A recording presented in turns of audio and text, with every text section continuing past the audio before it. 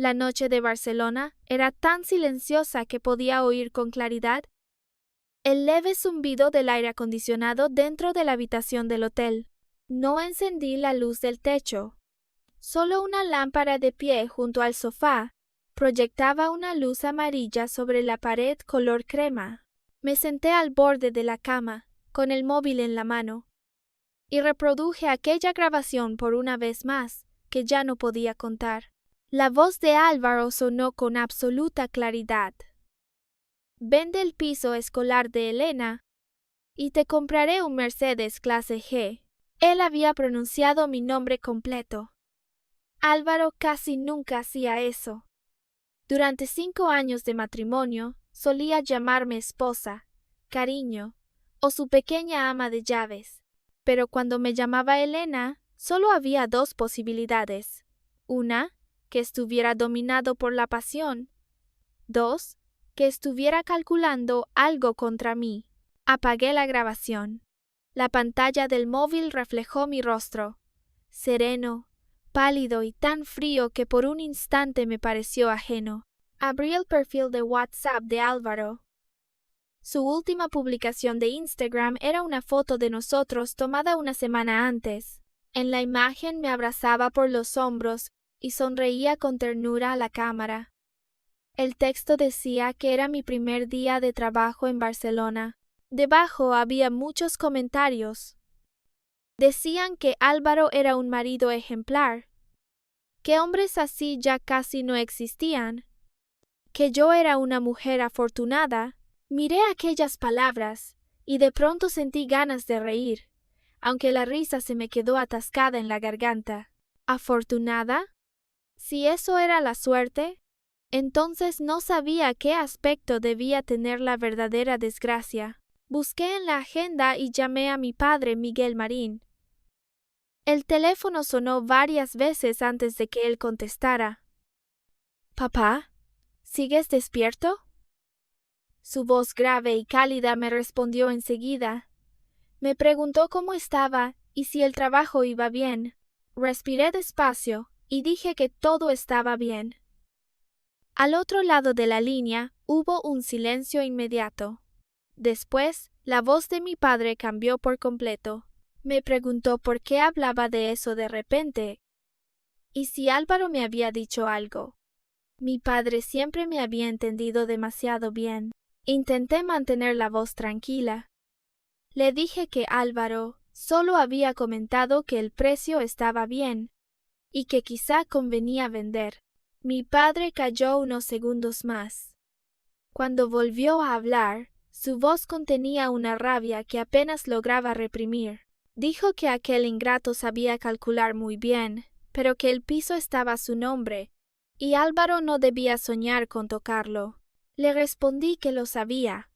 Solo quería advertirle, si Álvaro o su familia lo contactaban, debía ignorarlos sin rechazarlos demasiado directo. Mi padre entendió enseguida. Me preguntó qué pensaba hacer. Miré por la ventana del hotel, hacia la Barcelona nocturna y fría. Le dije que solo quería ver hasta dónde pensaba actuar Álvaro. Mi padre no preguntó más. Solo dijo que estaría detrás de mí. Colgué. Poco después llegó otro mensaje de Álvaro. Me preguntaba si estaba ocupada y por qué no le respondía. También envió un sticker de un cachorro con ojos brillantes. Antes, ese tipo de mensajes me ablandaban. Ahora solo me daban asco. Respiré hondo y le devolví la videollamada. Contestó casi al instante. Detrás de él estaba el dormitorio principal de nuestro piso en Madrid. Llevaba el pijama de seda azul oscuro que yo le había comprado en nuestro último aniversario. Tenía el pelo húmedo y la cara limpia. Su expresión era tan luminosa y confiable que cualquiera habría creído estar viendo a un buen marido. Me dijo que por fin le hacía caso y que había pensado que estaba enfadada. Yo fingí sorpresa y le pregunté por qué iba a estarlo. Dijo que quizá me molestaba que hubiera prestado mi coche a su madre sin permiso. Añadió que ella había insistido en conducirlo para ir al mercado.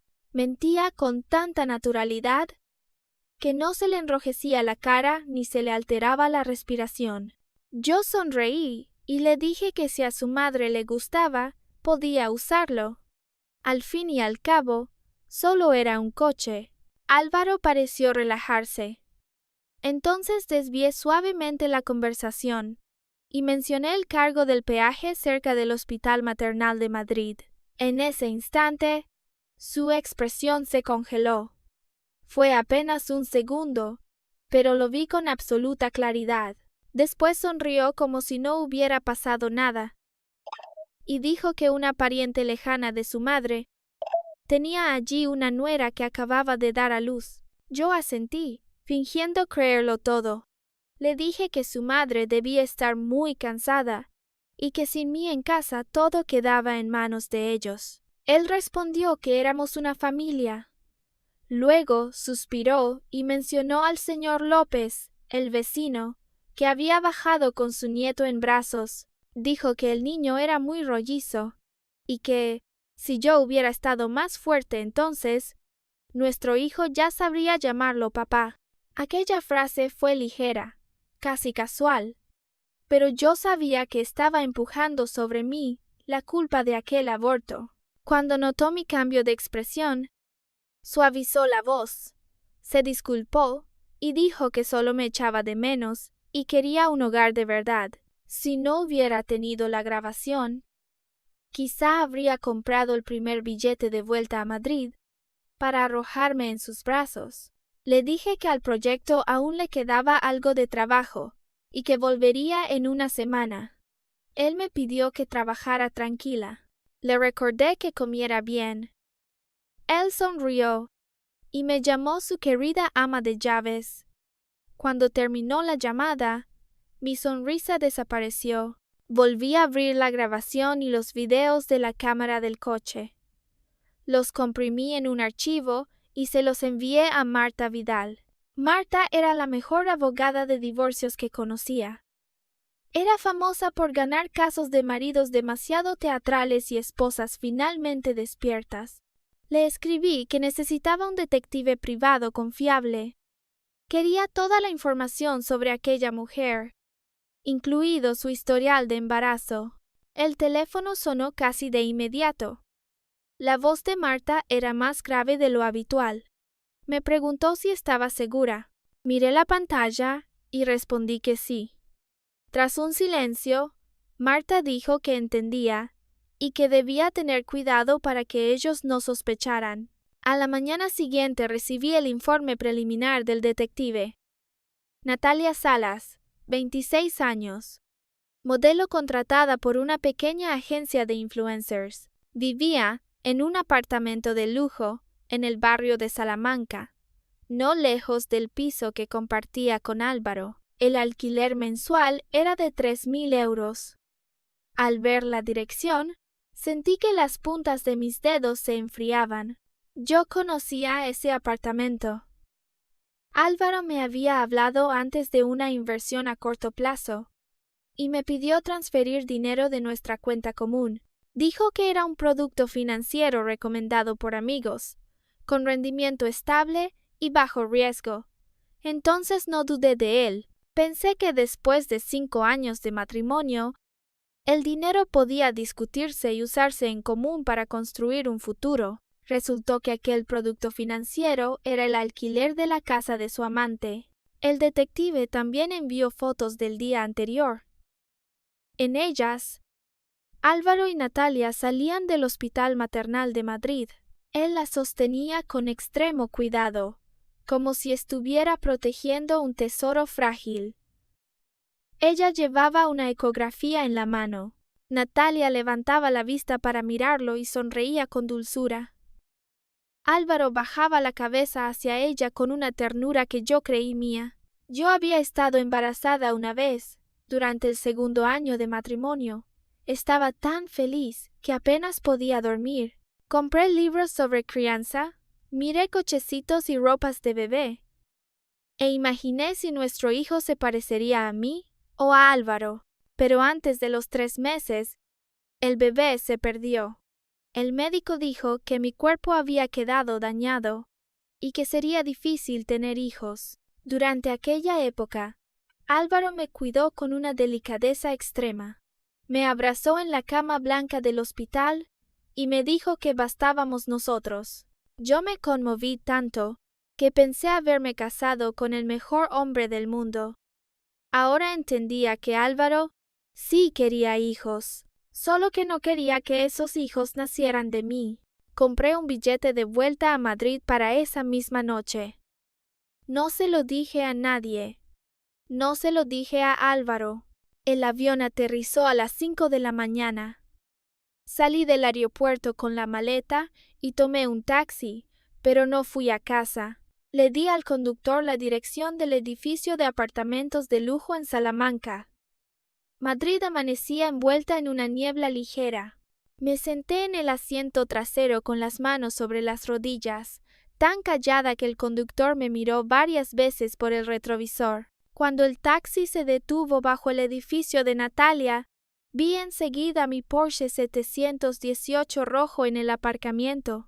Ese rojo había sido mi color favorito. Brillante, orgulloso, libre. Ahora estaba allí, tan llamativo que me provocaba náuseas. No bajé del taxi. Le pedí al conductor que esperara.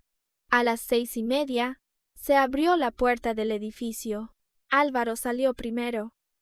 Vestía el traje impecable que yo misma había planchado antes de viajar.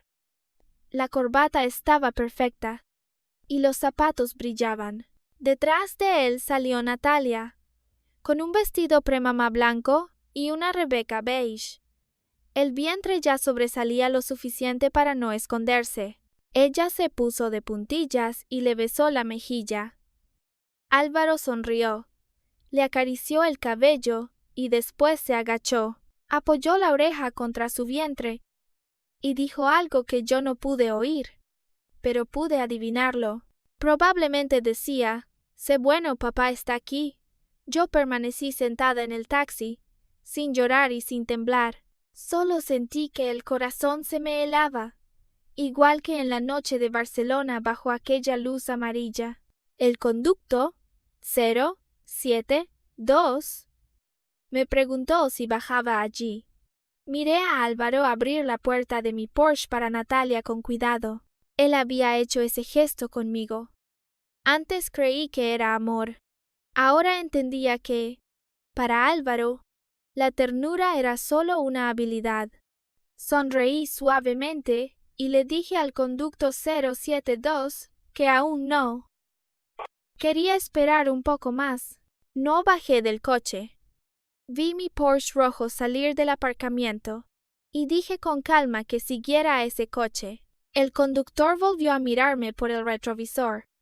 Tal vez imaginó algo, pero no preguntó nada. La mañana de Madrid empezaba a llenarse de tráfico. Yo seguía el coche donde mi marido acababa de dejar a su amante embarazada. Álvaro no fue a la oficina. Condujo hasta Carabanchel y se detuvo bajo un viejo edificio donde vivían sus padres. El día de nuestra boda propuse comprarles un piso nuevo, más amplio, con mejor ascensor y mejor luz. Álvaro me tomó la mano y rechazó la idea con ternura. Dijo que sus padres estaban acostumbrados a vivir allí. Añadió que era un hombre y que no podía usar mi dinero para comprar una casa a sus padres. Entonces me conmovió. Pensé que tenía dignidad. Ahora solo me parecía ridículo. No era dignidad, era una actuación paciente. En la entrada del edificio, Pilar Rivas ya lo esperaba con un termo grande en la mano. Álvaro bajó del coche. Tomó el termo y sonrió como un hijo amable. Desde mi taxi vi perfectamente su expresión, pero en mis auriculares Bluetooth, cada palabra se escuchaba con claridad. Pilar dijo que había preparado el caldo desde muy temprano y que debía llevárselo caliente a Natalia. Añadió que el nieto en su vientre era el nieto de la familia Rivas y no se podía permitir ningún descuido. Álvaro le dijo que no se preocupara. Pilar preguntó si Natalia seguía tranquila y le recordó que no debía dejarla aparecer ante mí todavía. Esa palabra cayó en mis oídos como una piedra helada. No era solo Álvaro quien me traicionaba, toda su familia lo sabía. Pilar sabía que Natalia estaba embarazada. Le preparaba caldo y llamaba nieto al hijo que llevaba. ¿Y yo qué era? La esposa legal de Álvaro, la mujer que una vez llamó madre a Pilar, la mujer que perdió un bebé en una cama de hospital y se conmovió porque Pilar le llevaba caldo todos los días. Pilar dijo que cuando Natalia diera a luz todo sería más fácil. Como yo ya no podía tener hijos, no tendría derecho a retener a Álvaro. Álvaro guardó silencio un momento y dijo que primero tenía que hacerme aceptar la venta del piso escolar. Pilar se burló. Dijo que aquel piso valía mucho y que la familia Marín lo tenía desperdiciado. Con ese dinero podrían comprar una casa grande, cuidar a Natalia y al bebé. Según ella, yo era una buena máquina de sacar dinero. Me quedé sentada en el taxi, con los dedos apretados hasta quedar blancos. Ya no era una simple infidelidad. Era una familia entera que me había considerado una herramienta desde el principio. Respiré hondo y llamé a Álvaro. Tardó mucho en contestar. Su voz sonó sorprendida. Me preguntó por qué llamaba tan temprano y si no estaba ocupada en Barcelona. Lo miré de pie junto a mi Porsche. Le dije que el trabajo había terminado antes y que acababa de aterrizar. Después pregunté si estaba en la oficina. Al otro lado hubo una pausa.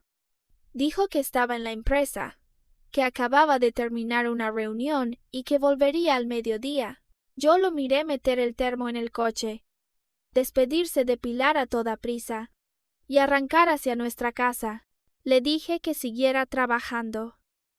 Después colgué. Álvaro necesitaba llegar antes que yo para limpiar cualquier rastro de Natalia. Pedí al taxista que condujera más despacio. Cuando abrí la puerta de nuestro piso en Madrid, Álvaro ya estaba en la cocina. Llevaba un delantal gris claro y tenía una cuchara en la mano. Sobre la mesa había gachas, tostadas, huevos y fruta cortada. El piso estaba impecable. El aire olía a lirios, las flores que una vez dije que me gustaban. Al oír la puerta, Álvaro corrió hacia mí y me abrazó por detrás. Me dio la bienvenida a casa. Si hubiera sido antes, me habría apoyado en él. Pero ahora, al sentir su aliento junto a mi oído, solo sentí náuseas. Le pregunté por qué había vuelto tan rápido si decía estar en una reunión. Él respondió que ninguna reunión era más importante que yo. Me besó la frente y me dijo que me había preparado comida. Me pidió que fuera a ducharme y saliera después a comer. Entré al baño y cerré la puerta. El baño estaba más limpio de lo normal. En el suelo había una alfombra antideslizante nueva que no estaba antes de mi viaje. Mis cosméticos estaban ordenados sobre el lavabo.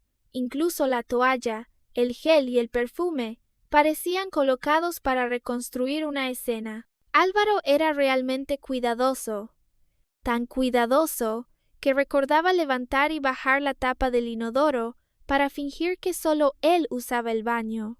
Pero en este mundo, lo que más intenta parecer limpio suele dejar la mancha más pequeña. Después de ducharme, salí y le pregunté por qué había una alfombra nueva en el baño. Su movimiento se detuvo un instante. Luego, sonrió con naturalidad y dijo que había leído que el baño era peligroso y temía que me resbalara al volver cansada. La excusa era perfecta, cuidadosa, razonable, sin grietas visibles. Asentí y sonreí. Me acerqué al tocador y tomé un bote de crema facial. Era una edición limitada que una amiga me compró en Francia. Antes de viajar, recordaba perfectamente que solo quedaba un poco en el fondo. Ahora el bote estaba lleno. Abrí la tapa y lo olí. El aroma era distinto, la textura también. Lo había usado durante medio año y podía reconocerlo al tacto. Me acerqué a Álvaro con el bote en la mano y le pregunté si había tocado mis cosas. Él me miró con expresión inocente. Entonces levanté el bote y dije que antes de irme casi estaba vacío. Su rostro se volvió muy feo durante un instante. No esperaba que yo notara un detalle tan pequeño. Quizá, con la prisa, encontró un envase parecido y lo llenó con una crema común para engañarme. Sus ojos vacilaron. Después sonrió y dijo que tal vez yo recordaba mal, o que él había comprado otro bote para sorprenderme. La excusa era torpe hasta dar pena, pero yo no lo desenmascaré. Abrí los ojos con sorpresa fingida y le di un beso. Le dije que era demasiado bueno conmigo. Álvaro respiró aliviado. Me abrazó por la cintura y dijo que si no me cuidaba a mí, ¿a quién cuidaría? Aquel desayuno lo comí muy bien. Álvaro no dejaba de servirme comida, preguntarme por el vuelo y por el trabajo. Yo respondía a cada pregunta con dulzura y calma, sin mostrar la menor anomalía. Siempre pensé que actuar era su especialidad, pero descubrí que cuando una mujer despierta de verdad, también puede actuar de una forma aterradora. A mitad del desayuno, el zorro dejó ver la cola. Álvaro tomó mi mano y habló de mudarnos a un piso más grande. Dijo que llevábamos 5 años casados, que el piso era pequeño y que en el futuro quizá habría más gente en casa. Yo le respondí que para 2 personas era suficiente. Él contestó enseguida que ahora éramos 2, pero después tal vez no. Me miró con esperanza y dijo que sabía cuánto me afectó el aborto, pero que no debíamos rendirnos. Habló de intentarlo otra vez o de hacer fecundación in vitro por un hijo. Decía, debíamos comprar una vivienda en una zona mejor. Sonaba hermoso. Cada palabra parecía pensar en mí y en nuestro futuro. Pero yo sabía que ese niño no era mío. Era el niño que crecía en el vientre de Natalia. Bajé la mirada y fingí duda. Le dije que cambiar de casa requería mucho dinero y que nuestros ahorros quizá no bastaban. Álvaro respondió casi de inmediato que no me preocupara. Mis ojos vieron cómo los suyos se iluminaban. Mencionó el piso prematrimonial a nombre de mi padre, con buena ubicación y cerca de buenos colegios. Dijo que ahora podría venderse por varios millones de euros. Luego propuso comprar un piso grande en el centro de Madrid. Añadió que el dinero sobrante serviría para cambiarme el coche. Yo miré su rostro y sonreí. Le dije que estaba bien. Álvaro se quedó atónito. Me preguntó si hablaba en serio. Yo asentí y dije que quizá tenía razón, que el piso vacío también era un desperdicio.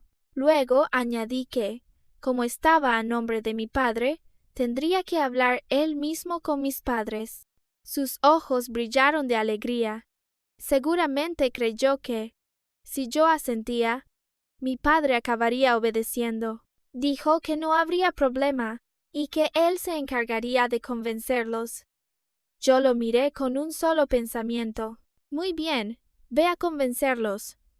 Veamos quién acaba acorralado. Esa tarde Álvaro fue a casa de mis padres con bolsas de regalos. Yo no fui con él. Dije que seguía cansada por el viaje y quería descansar. En realidad, solo quería dejarlo actuar solo. Quería verlo usar ese rostro sincero para decirles a mis padres que quería vender su piso por el futuro de la familia. Por la noche me llamó. Su voz sonaba abatida. Dijo que mi padre no parecía querer vender el piso. Fingí sorpresa y le pregunté si no lo había explicado bien. Él dijo que sí, que había hablado de una casa más grande y de los hijos. Pero mi padre respondió que aquel piso era para mí y no debía tocarse. Yo lo consolé con suavidad. Le dije que mi padre era tradicional y que no debía tomárselo a pecho. Después propuse que 2 días más tarde, en el cumpleaños 60 de mi madre, fuéramos juntos. Le dije que delante de la familia yo lo ayudaría a hablar. Mi madre era blanda de corazón y, si ella aceptaba, mi padre tendría difícil negarse. Álvaro se animó de inmediato y me llamó su esposa ideal. Yo le pedí que se preparara bien y no pareciera poco sincero. Al colgar, mi sonrisa desapareció. Escribí a Marta y le dije que preparara todo para la fiesta de mi madre. Marta respondió que las pruebas estaban listas y que enviaría a alguien a ayudar. Miré el mensaje durante mucho tiempo. El piso estaba en silencio. Antes creí que una casa era un lugar al que se podía volver, pero Álvaro había ensuciado esta casa. El dormitorio, el baño, la mesa, el sofá y el olor a lirios eran accesorios de una obra barata. 2 días después, fue el cumpleaños número 60 de mi madre, Isabel Ortega. Reservé el salón más grande de un hotel elegante en Madrid. Invité a todos los familiares cercanos y a algunos amigos de muchos años. Álvaro estaba incluso más activo que yo. Desde temprano se puso traje, revisó los regalos, la lista de invitados, las flores y el menú. Iba de un lado a otro recibiendo invitados, sonriendo con medida, inclinándose con cortesía y mostrando la atención justa. Todos decían que Isabel tenía suerte y que el yerno de la familia Marín era excepcional. Yo escuchaba aquellos elogios junto a mi madre y sentía el corazón frío como agua. Mi madre llevaba un vestido azul marino y un chal claro. Sonreía, pero de vez en cuando me miraba con preocupación. Mi padre casi no habló con Álvaro.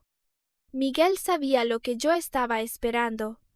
No preguntó ni me detuvo. Solo se sentó a mi lado y apoyó su mano envejecida sobre la mía, como cuando yo era pequeña. A mitad del banquete, Álvaro subió al escenario con un micrófono. Aclaró la garganta y el salón fue quedando en silencio. La luz cayó sobre él y volvió su traje gris carbón aún más impecable. Miró a mi madre con una sinceridad casi conmovedora. Saludó a todos los presentes y felicitó a Isabel Ortega por sus 60 años, deseándole salud, alegría y felicidad. La sala aplaudió. Mi madre sonrió con los ojos rojos. Álvaro se detuvo, y su voz se volvió aún más afectuosa. Dijo que él y Elena llevaban 5 años casados, y que mis padres siempre lo habían tratado como a un hijo. Después me miró con ojos llenos de amor fingido. Dijo que no sabía cómo agradecerlo. Añadió que unos días antes, Elena y él habían decidido preparar un regalo especial para mi madre. Todos nos miraron. Yo permanecí sentada, observándolo en silencio. Sabía que la obra principal acababa de comenzar. Como esperaba, Álvaro cambió de tema con rapidez. Dijo que él y Elena habían pensado mucho en cómo agradecer a mis padres. Explicó que habían trabajado toda la vida y ya era hora de que los hijos mostraran piedad filial. Por eso, anunció que venderíamos el piso de la buena zona escolar y compraríamos uno más grande en el centro de Madrid. Hizo una pausa perfecta para que todos reaccionaran. Luego dijo que, en el futuro, mis padres vivirían con nosotros. El murmullo llenó el salón. Muchos decían que vender un piso tan valioso para cuidar a los suegros era algo rarísimo. Mi madre se mostró conmovida. Yo sabía que era blanda de corazón, y no veía la trampa escondida detrás de esas palabras. Mi padre, en cambio, tenía el rostro oscuro. Él sabía qué era ese piso, la última salida que había guardado para mí. Álvaro lo sabía también. Precisamente por eso lo quería. Satisfecho con el efecto, Álvaro bajó del escenario y llevó una caja de terciopelo a mi madre. Cuando ella abrió la caja, apareció un collar de perlas grandes, redondas y brillantes bajo la luz de la lámpara. Los invitados admiraron el regalo y dijeron que debía ser carísimo. Mi madre se puso nerviosa y dijo que no debía gastar tanto. Álvaro sonrió y dijo que, si ella estaba feliz, cualquier precio valía la pena. Una frase ligera bastó para conmover a muchos. Él era realmente hábil usando miradas, tiempos y dinero ajeno como mérito propio. Luego se volvió hacia mi padre, inclinó un poco el cuerpo y dijo que entendía que le costara vender el piso, pero afirmó que solo pensaba en la familia. Prometió que en 3 meses llevaría a mis padres al mejor piso de Madrid. Se rebajó con una perfección calculada. Si mi padre se negaba ante todos, parecería obstinado y enemigo de mi felicidad. Los labios de mi padre temblaron de rabia. Justo cuando iba a levantarse, puse mi mano sobre la suya. Lo llamé en voz baja. Él me miró. Yo le sonreí con calma y después me puse de pie. Subí al escenario. Me coloqué junto a Álvaro y tomé el micrófono de su mano. Él me miró con ternura, pero en sus ojos había una emoción que no lograba esconder. Creía que iba a ayudarlo. Miré a todo el salón. Algunos esperaban conmoverse, otros felicitar, otros saber si venderíamos realmente aquel piso caro. Sonreí y dije que, como Álvaro era tan bueno conmigo, yo también había preparado un regalo. Álvaro preguntó sorprendido si era un regalo. Yo asentí y dije que era para él, y para que todos lo vieran. Al terminar, asentí hacia una esquina del salón. Allí estaba la asistente de Marta, junto al sistema de control de la pantalla LED. Un segundo después, la pantalla gigante se encendió. Todo el salón guardó silencio, y las miradas se clavaron en ella. Apareció el interior de mi Porsche 718 rojo. La imagen era nítida. El sonido también. En el asiento del copiloto estaba Natalia, con vestido blanco, acariciándose el vientre y quejándose de que el coche amortiguaba mal. Dijo que, para llevar al bebé, necesitarían un coche más grande. En el asiento del conductor estaba Álvaro. Su voz sonó tan dulce que me produjo náuseas.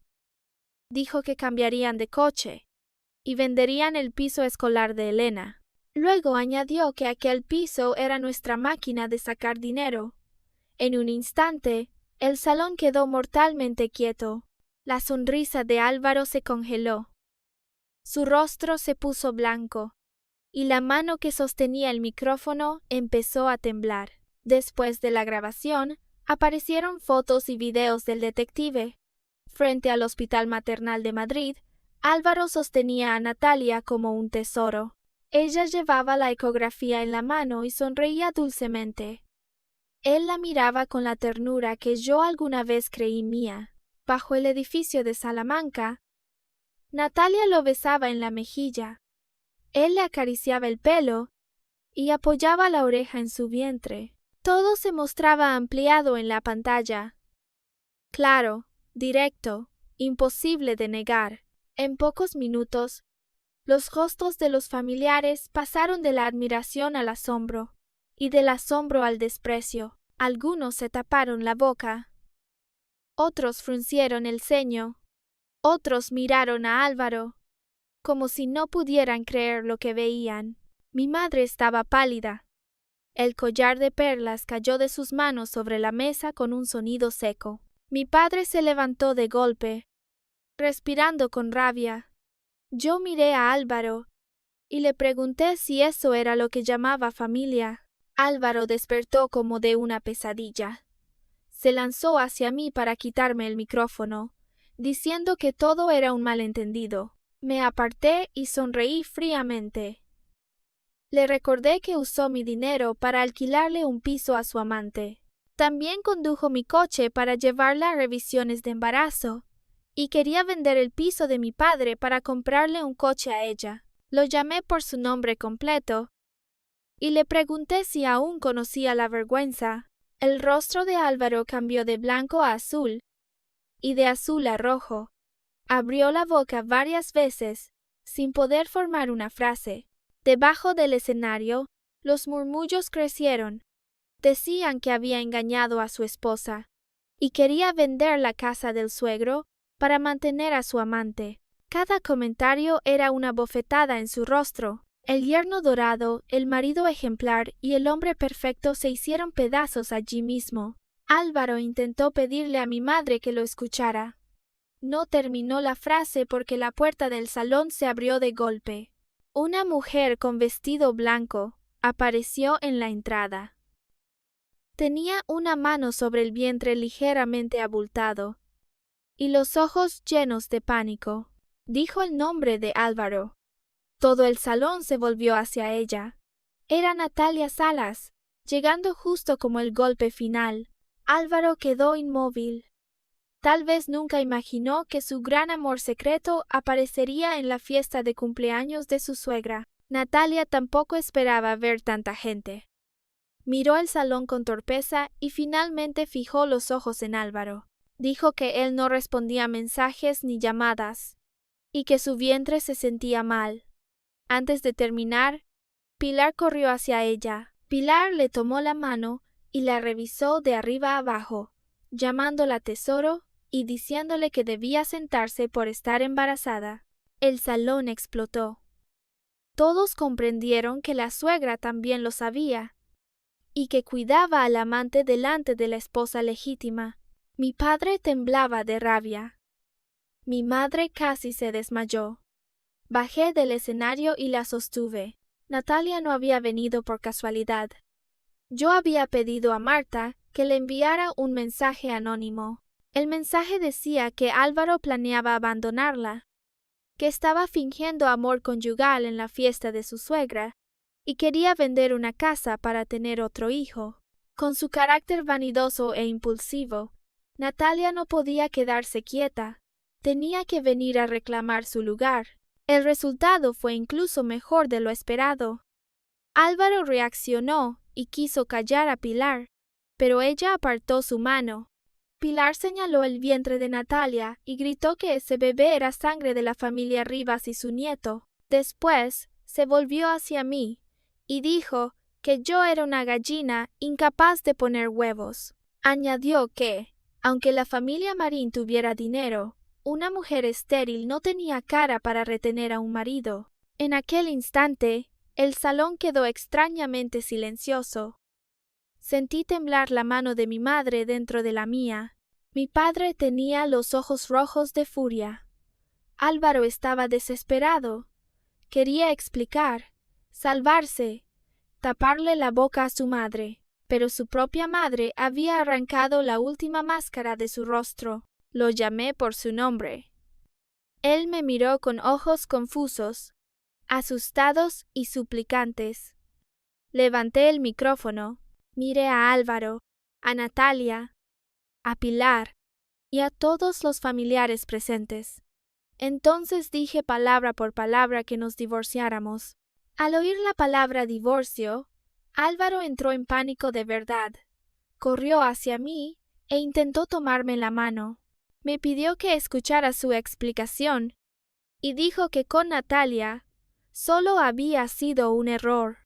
Yo aparté su mano. Le pregunté si un error podía durar hasta casi 5 meses de embarazo. Alquilar un piso con dinero común y planear vender el piso de mi padre. Di un paso hacia él y le pregunté si me creía estúpida. Su cara se deformó. Como ya no podía explicar nada, descargó su rabia contra Natalia. Le gritó que quién la había dejado venir y que se largara. Natalia lloró al instante y le preguntó cómo podía tratarla así si llevaba a su hijo en el vientre. Pilar gritó que el bebé era un niño y que el médico ya lo había dicho. La familia Rivas no podía quedarse sin descendencia. Mi padre no soportó más. Tomó una taza de té y la lanzó contra Álvaro, llamándolo bestia. La taza golpeó la frente de Álvaro y la sangre le corrió por la sien. Todo el salón se volvió caótico. La seguridad del hotel entró rápido y separó a Álvaro, Pilar y Natalia de mi familia. Ayudé a mi madre a salir del salón con mi padre. No miré atrás. Detrás de mí quedaron los gritos de Álvaro, el llanto de Natalia, los insultos de Pilar y los murmullos de los familiares. En el coche, mi madre lloró todo el camino. Mi padre conducía con las manos apretadas al volante y los ojos rojos. Sentada atrás, mirando las luces pasar por la ventana, les pedí perdón. Mi madre se volvió y me abrazó. Dijo que yo no tenía que pedir perdón. Ellos habían fallado por no ver bien a Álvaro y dejarme sufrir tantos años. Yo negué con la cabeza. No lloré. Sentía que mis lágrimas se habían secado desde que vi a Álvaro con Natalia. Al llegar a casa de mis padres, recibí un mensaje de Marta. Decía que el detective había encontrado algo nuevo sobre mi aborto. Esas 2 palabras me apretaron el corazón y la llamé de inmediato. Marta contestó con una voz más grave que nunca. Me preguntó si recordaba que, durante mi embarazo, Pilar me llevaba caldo supuestamente para proteger al bebé. Le dije que lo recordaba. ¿Cómo olvidarlo? Entonces Pilar cambió por completo su actitud hacia mí. Antes era distante y fría. Pero cuando supo que estaba embarazada, empezó a venir todos los días con caldos y tónicos. Álvaro decía que su madre deseaba mucho un nieto. Yo pensé que por fin la familia de mi marido me aceptaba. Marta respiró hondo y dijo que Pilar tenía un primo farmacéutico que trabajaba en una clínica privada. Durante mi embarazo, Pilar fue muchas veces a buscar medicamentos allí. Uno de esos medicamentos contenía un componente peligroso. En dosis pequeñas y prolongadas, podía provocar intoxicación crónica en una embarazada, dificultar que el feto sobreviviera y dañar el cuerpo de la madre. También podía producir síntomas parecidos a una infertilidad prolongada. Me quedé inmóvil, como si las palabras llegaran desde muy lejos. Mi hijo no se perdió por accidente. No se perdió porque mi cuerpo fuera débil. Mi hijo fue asesinado poco a poco por la mujer a la que yo había llamado madre. ¿Y Álvaro lo sabía? La pregunta apareció en mi mente, pero la respuesta llegó inmediatamente. Por supuesto que lo sabía. Un hombre capaz de mantener a un amante con mi dinero y planear echarme después del nacimiento de un bastardo. Ese hombre no podía ignorar por completo lo que ocurrió aquel año. Toda esa familia me había calculado desde el principio. Calcularon mi dinero, el piso de mi padre, mi cuerpo y hasta la vida de mi hijo. Apreté el teléfono. Dentro de mi cabeza sonó mi propia voz, tranquila y fría. Muy bien. Si contaron incluso la vida de mi hijo, esta vez no recuperaré solo los bienes. Cobraré cada deuda con capital e intereses. A la mañana siguiente presenté la demanda de divorcio. Mis condiciones eran claras. Divorcio. Álvaro Rivas salía sin nada y debía compensarme por daño moral. Al mismo tiempo, Marta entregó a la Policía Nacional todas las pruebas relacionadas con Pilar Rivas. Incluyó los registros de la clínica privada, las transferencias entre Pilar y su primo farmacéutico y las declaraciones preliminares de las personas implicadas. Poco después, Álvaro recibió la citación del Juzgado de Familia de Madrid y también el aviso de comparecencia ante la investigación policial. Esta vez tuvo miedo de verdad. Mi teléfono se llenó de llamadas y mensajes suyos. Decía que quería hablar, que se había equivocado, que aceptaría cualquier cosa pero que no tocara a su madre. También decía que no sabía nada de lo ocurrido años atrás y que debía creerle. No respondí ni una sola palabra. Incluso fue a bloquear la entrada de la casa de mis padres. Por suerte, ya había llamado a seguridad. Cuando mi coche salió del recinto, vi a Álvaro fuera. Tenía la frente vendada, el traje arrugado y barba descuidada. Al verme, corrió hacia el coche y golpeó la ventanilla, gritándome que era cruel por denunciar a su madre. Lo miré a través del cristal, sin sentir nada. Ese hombre había sido una vez todo mi mundo. Ahora solo era un miserable temeroso de perder aquello que no había logrado robar. Los guardias lo apartaron y el coche siguió adelante. No miré atrás. Muy pronto, Pilar fue llevada a declarar. Aunque los hechos eran antiguos y difíciles de reconstruir por completo, las pruebas ya eran claras. Los registros de medicamentos, las transferencias y las fechas coincidían con mi embarazo. No sería fácil que escapara. Álvaro corrió por todas partes para salvar a su madre.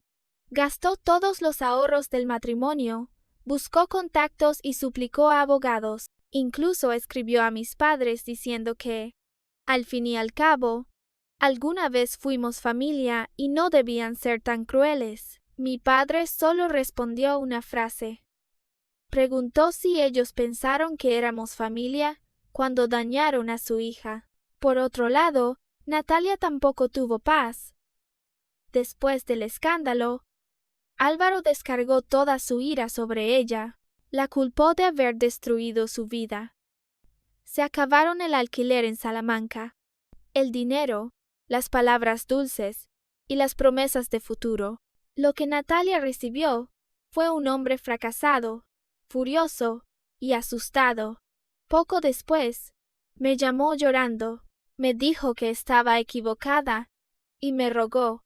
Dijo que podía quedarme con casas, coches y dinero, pero que retirara la denuncia. Yo estaba frente a la ventana del despacho de Marta, mirando a la gente pasar por las calles de Madrid. Le pregunté si alguna vez pensó que estaba equivocada cuando supo que Álvaro tenía esposa. También le pregunté si pensó en mí al usar mi dinero, sentarse en mi coche y dejar que mi marido apoyara la oreja en su vientre. Natalia solo dijo entre sollozos que lo amaba. Yo sonreí y le respondí que no. Ella no amaba a Álvaro. Amaba la vida que él le había prometido. Le dije que yo no tenía obligación de pagar por el amor barato de ellos. Después colgué. Marta estaba a mi lado y me preguntó si estaba bien. Guardé silencio un momento y asentí. Sabía que nunca volvería a ser la Elena de antes. La mujer que creía que la sinceridad bastaba en un matrimonio había muerto. Murió aquella noche en Barcelona, cuando escuché a Álvaro decir que mi piso era una máquina de sacar dinero. Murió al verlo apoyar la oreja en el vientre de otra mujer. Murió al saber que mi hijo no murió por destino. Murió al comprender que lo mataron la codicia y la crueldad de quienes llamé familia. Pero otra Elena había vuelto a vivir. Una Elena que sabía guardar pruebas, callar a tiempo y sonreír ante quien la engañaba. Una Elena que sabía usar el escenario de ellos para desenmascararlos. Y sabía que algunas deudas no se pagan con lágrimas. Se pagan con la ley, con la verdad y con el precio que merecen los codiciosos. El día que salí del despacho de la abogada, Madrid estaba soleado. La luz caía sobre edificios, calles y cristales de coches. En mi bolso llevaba la copia de la demanda de divorcio. En mi teléfono, todas las pruebas estaban guardadas y duplicadas. Detrás de mí estaban Marta, mis padres y las personas que realmente estaban de mi lado. Delante había una larga batalla legal, pero ya no tenía miedo. Álvaro creyó que yo era una presa fácil de controlar. Pilar creyó que yo era una herramienta incapaz de resistirse. Natalia creyó que un embarazo bastaría para ocupar mi lugar. Todos se equivocaron. Abrí la puerta del coche y me senté en el asiento trasero. Mientras el coche avanzaba, miré Madrid alejarse por la ventanilla. Esta vez ya no era la mujer sentada en un taxi, mirando en silencio a su marido abrazar a su amante. Era la mujer que terminaría con sus manos aquella obra sucia y haría que todos ellos pagaran el precio.